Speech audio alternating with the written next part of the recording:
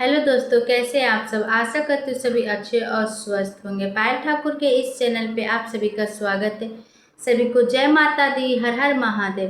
रोज की तरह मैं आप लोग के सामने बहुत ही सुंदर सी चर्चा गीत लेकर आई हूँ। आप लोग इस गीत को सुनना, लाइक करना, कमेंट करना। अभी तक जो लोग नए हैं, मेरे चैनल को सब्सक्राइब नहीं किए, वो मेरे चैनल को सब्सक्राइब कीजिएगा और गीत को पूरा सुनिएगा और मेरे गीत को पूरा सपोर्ट कीजिएगा। आप लोग के लिए मैं रोज एक नया सिर्फ चर्चा गीत लेकर आई हूँ, आती हूँ। तो आप इस गीत को पूरा सुनिएगा। कमेंट बॉक्स में हर हर महादेव जरूर लिखिएगा। तो आइए मैं अपना ये गीत शुरू करती हूँ। 12 से 3 बजे गईले हमारे गुरु काहे न अइले हो। 12 से 3 बजे गईले हमारे गुरु काहे न अइले हो। 12 से 3 बजे गईले हमारे गुरु काहे न अइले हो। काहे न अइले हो, काहे न अइले, काहे न अइले हो, काहे न अइले। 12 से 3 बजे गईले हमारे गुरु काहे न अइले हो। 12 से 3 बजे गईले हमारे गुरु काहे न अइले हो। काहे न अइले हो, काहे न अइले, काहे न अइले हो, काहे न अइले। 12 से 3 बजे गईले हमारे गुरु काहे न अइले हो। 12 से 3 बजे गईले हमारे गुरु काहे न अइले हो। मिश्री बादामवा के भोगवा लगवनी, भोगवा लगवनी हो, भोगवा लगवनी।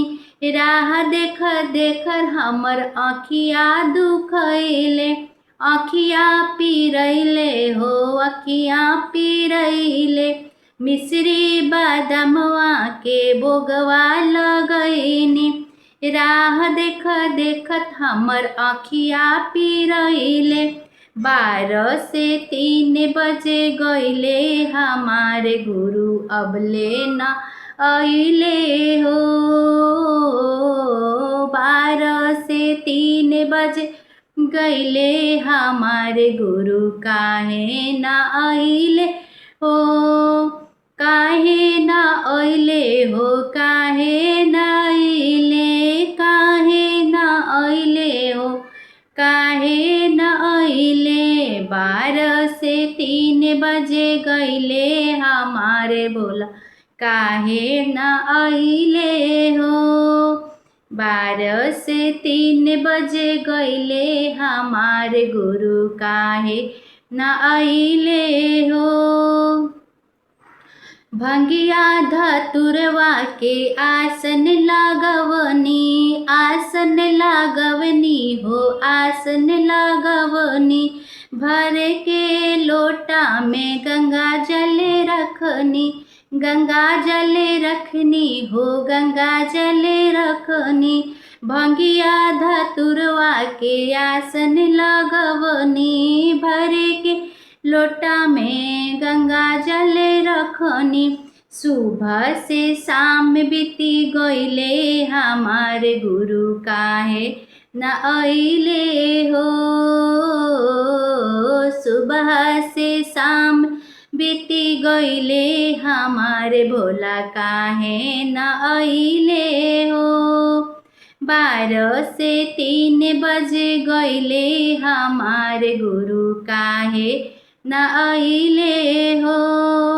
काहे न अइले हो, काहे न अइले, काहे न अइले हो, काहे न अइले। 12 से 3 बजे गईले हमारे गुरु का न अइले हो। 12 से 3 बजे गईले हमारे गुरु काहे न अइले हो।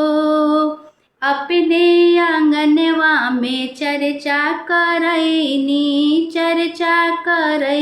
हो चर्चा करैनी। गुरु भैया गुरु बहिना सबके बुलवनी हो सबके बुलवनी। अपने आंगनवा में चर्चा करवनी। गुरु भैया गुरु बहिना सबके बुलवनी। सुबह से शाम बीती गईले हमारे गुरु अबले न आइले हो।